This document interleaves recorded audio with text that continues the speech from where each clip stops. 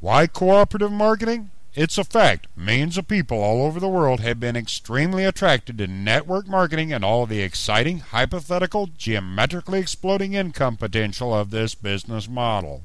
Unfortunately, it's also a well-known fact that the failure rate for those who attempt to build a network marketing business is incredibly high.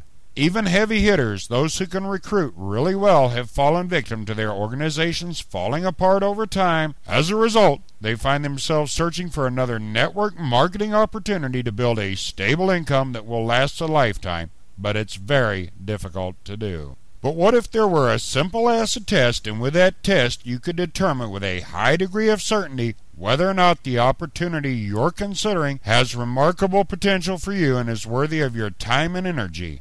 Now, wouldn't that be useful information? Well, there is such a test. We call it the Business Health Test. Let us share it with you. At the heart of every profitable business are customers. The health test that we're referring to is simply a ratio. Healthy businesses have a ratio of 100 customers to 1 business associate. Now, it can be a lot more than that, and in some instances it can be a little less than that. But when you look closely at any industry, from real estate to agriculture, you'll find large numbers of customers for every single salesperson. At the other end of the spectrum are network marketing opportunities. Obviously, some are a little better than that, but if you're brutally honest with yourself, then you must acknowledge that there are very few pure customers in most network marketing companies. This business model is not very stable and may explain the high levels of attrition in network marketing. Over time, a network marketing company may become large enough and savvy enough to survive long enough so they may be successful at the company level. But you don't own the company, but you do own a distributorship. So, let's focus on your own distributorship level. After all, that's what matters to you most. If you're building a distributorship around a very large distributor base and a small customer base, that's unwise and completely unhealthy and absolutely will not work long term. Regarding customers, a real customer is a person who's attracted to your company solely for the purpose of purchasing your product or service with no awareness or interest in the income opportunity. We could go on for days, but consider this. When you can have a large number of real customers buying your products or services completely oblivious to your income opportunity, then you know that your company has extremely viable products or services. In the open market, this is critically important. This is the most common example of a network marketing business and distributorship. We refer to it as the distributor acquisition model. We're only going 3 levels deep here because it keeps the numbers simple. There's you, and then you recruit 3, and they recruit 3, and they get 3. And so your entire organization has 40 people in it. A key point of interest here is that your third level, the 27 people, represents 67% of your distributorship, and not a one of them is making a dime yet.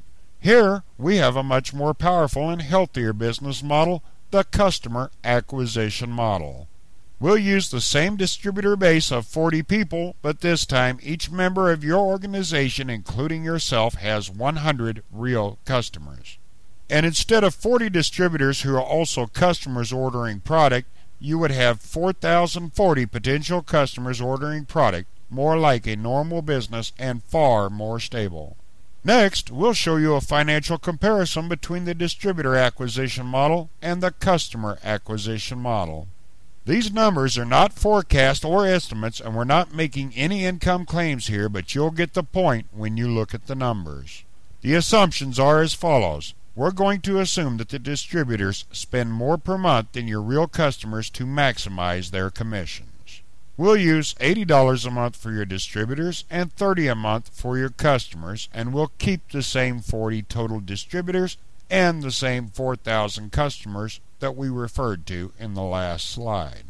Now, let's look and see what that does. In the distributor acquisition model, you'd have a total sales volume of $3,200. To get that number, we multiplied 40 distributors times $80 a month. With the customer acquisition model, you still have the $3,200 of sales volume from your distributors, but you've also added an additional $120,000 of sales volume from your 4,000 real customers within your distributorship. A radical difference. Now, if you struggle in the distributor acquisition model, you can trim that distributor base way down, making it easier and easier for people to recruit a small number of distributors, and yet the sales volume would still be dramatically higher than from the distributor acquisition model. It's extraordinarily powerful because it's good business. Now, we want to talk to you just briefly about the company we've decided to partner with, because this one company has in fact achieved this customer acquisition model. They're 8 years old and they're a member of the Better Business Bureau. They have approximately $100 million in annual sales in the United States and Canada, and they have approximately 15,000 business affiliates, but they have over 2 million real customers. Seriously, for a company that pays multiple tiers of commissions with a very dynamic pay plan, those numbers are impressive. You're probably wondering, how well does the customer acquisition model in this company work for those of us who are business affiliates? The highest level of achievement with the company is called a presidential director.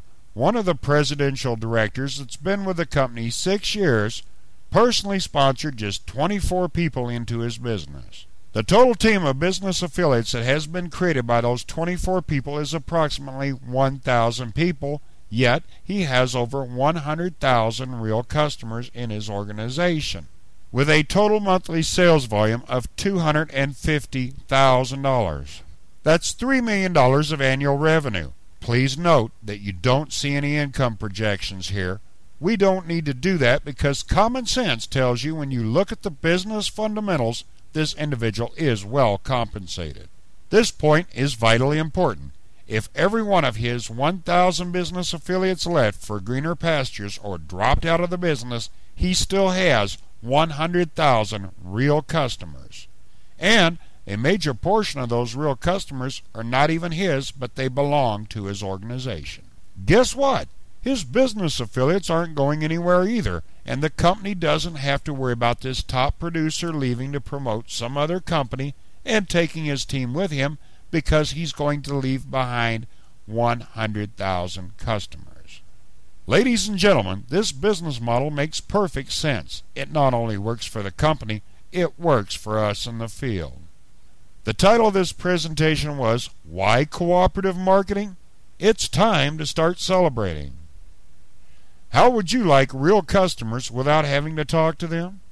How about free catalogs and sales literature being mailed to your customers by the company in order to encourage them to purchase more products and to join you in your business? How about knowing that your business affiliates that you refer were trained by your company and that all of their questions were answered once again by the company? How about having products so highly regarded that they're used by many athletes and Olympians? How about never having to buy opportunity seeker leads or make cold calls ever again? This program offers a no-cost startup, a low-cost startup, and a fast-track startup. This business is great for non-salespeople, not to mention that it's a slam dunk for those who enjoy and are effective in sponsoring large numbers of people. This is a proven business system that can quite literally be explained in 1 minute. Yes, this is a truly remarkable opportunity. For more details, please get back to the person who invited you to this presentation. Thanks for your time.